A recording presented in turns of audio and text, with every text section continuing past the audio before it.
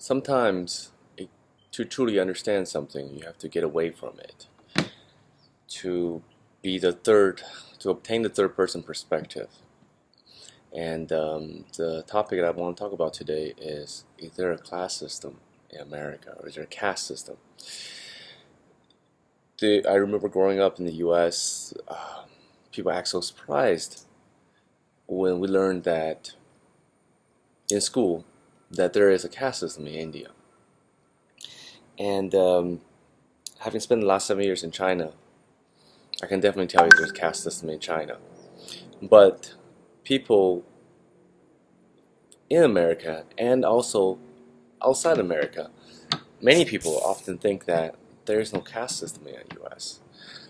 In fact, I think that with any intelligence, and if you're willing to suspend your ideology for a minute, and all the propaganda that's springing out of Hollywood and Washington, D.C. or in New York, you see that obviously there's a caste system in the U.S. And that's probably one of the fundamental reasons why I decided to leave the U.S. And what's really interesting is that many people from the developing world, even from the developed world, such as China, Brazil, India, Russia, just to name a few big countries, and there's many small countries, the people who these days arrive in the U.S. are no longer the generation that like my mom, who are poor and just seeking to make money. Today, they are going to the U.S.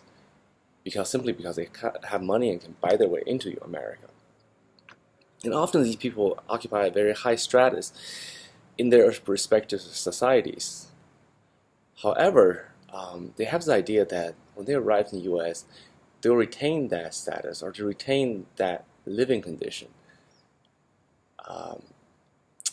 I think that materialistically, yes, they can. That's the great thing about America, is that if you have money, you can create your own reality in more ways than probably any other country. You live in material comfort with such abundance and availability as long as you can afford it. However, what I'm talking about today is about social, racial, the more subtle aspect of human experience that money can't always buy your way to. So what surprised to me is that these people would go to America and they would forego their first class status, privileges, treatments, and they inadvertently take on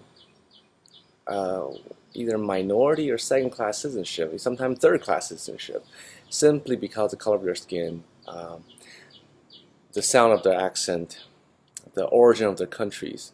And they don't realize that. They falsely believe that for the longest time because they're not part of the mainstream society. Who actually pays the price for all of this is their children. Because their children will also grow up with this illusion until they reach a come of age where they have to enter the workforce and society as adults.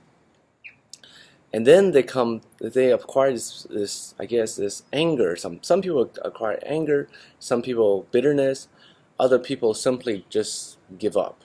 And you see this across all minority races, whether it's Asian, Black, and Latinos. I think this is really sad.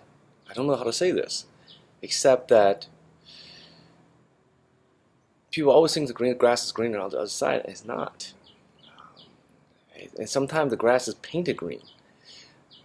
And some countries are very good at painting grasses green with chemicals, with artificial means, and science and technology. So I guess what I'm saying is that if you understand English and you're an immigrant, and you're a non-American immigrant, or you're thinking about becoming an immigrant, maybe just buy a place in the U.S. first and test it out. Try things out first. Then maybe it's not what you think it is. And if you can deal with that, America is still a great country. If you can deal with that, maybe there are other choices. All right, that's it. That's my piece.